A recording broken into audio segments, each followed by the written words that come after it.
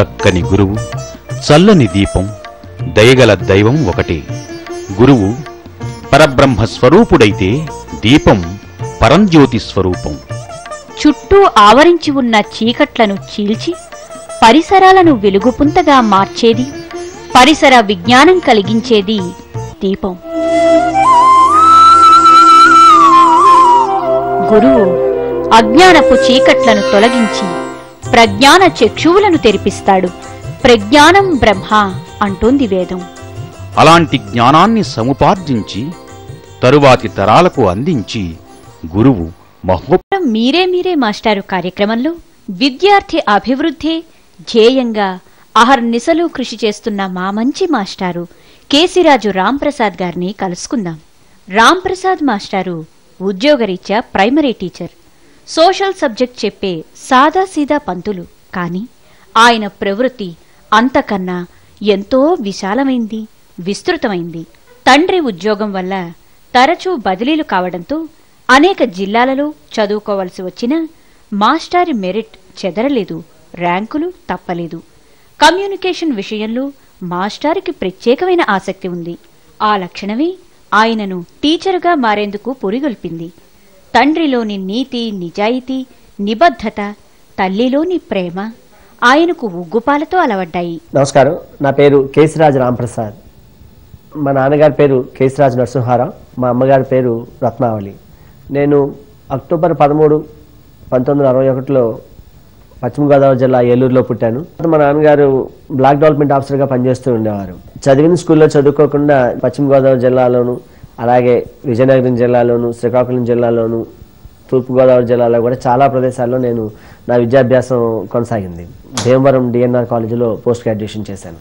నా చదువులో నేను నెంబర్ 1 అని చెప్పను, కానీ డెఫినెట్గా క్లాస్లో ఉన్న టాప్ 3లో నేను చిన్నప్పటి నుంచి నా పొజిషన్ ఒకటి ఉండేది. ఈవెన్ 10th క్లాస్లో కూడా నేను స్కూల్ థర్డ్, ఇంటర్మీడియట్ లైఫ్లో కూడా నేను కాలేజీలో 2nd ప్లేస్, తర్వాత ఈవెన్ డిగ్రీలో కూడా నేను ఐఎమ్ తెలుగు మీడియంలో నేనే టాపరు, కాలేజీలో కూడా నేను 3rd ప్లేస్. అలా మొత్తం కెరియర్లో కూడా నేను ఎక్కడా కూడా వెనకబడిన విద్యార్థిగా కెరియర్లో ఎప్పుడు నేను లేను.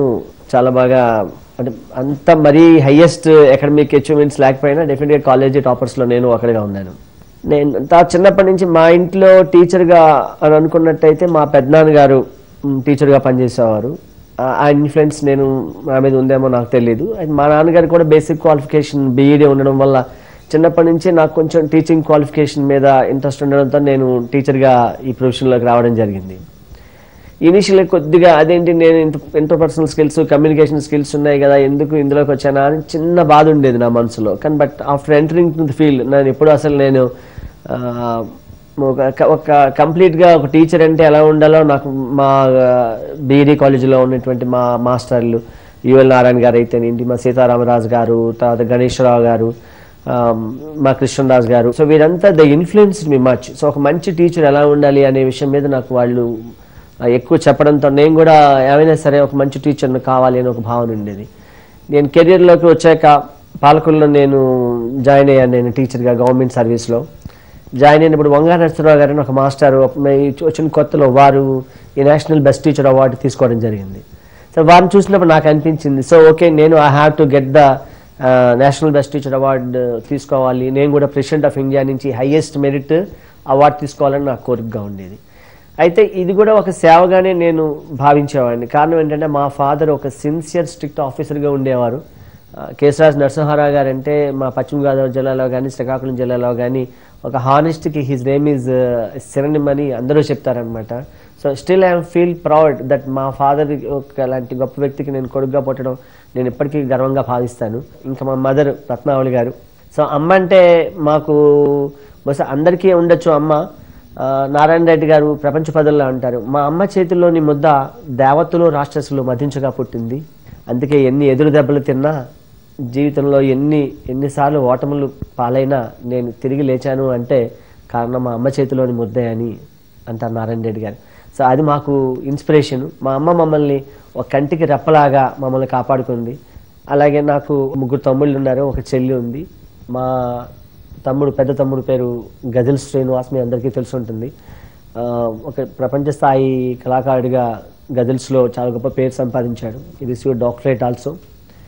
ఆ తర్వాత నెక్స్ట్ తమ్ముడు హిందుస్థాన్ జింక్స్లో ఇంజనీర్గా పనిచేస్తున్నాడు. తర్వాత తమ్ముడు టీచర్గా పనిచేస్తున్నారు, యలమంచిలి మండలంలో పనిచేస్తున్నారు. నాకు చెల్లి ఉంది. మా చెల్లి కూడా ఒక టీచర్గానే పనిచేస్తూ ఉంటుంది. ఖమ్మం జిల్లాలో వర్క్ చేస్తున్నారు, స్కూల్ అసిస్టెంట్గా పనిచేస్తుంది మా చెల్లెలు. సో ఈ విధంగా మా అందరికీ కూడా ఈ టీచింగ్ మీద బస్ ఇండైరెక్ట్ ఇన్ఫ్లుయెన్స్ ఉండాలి.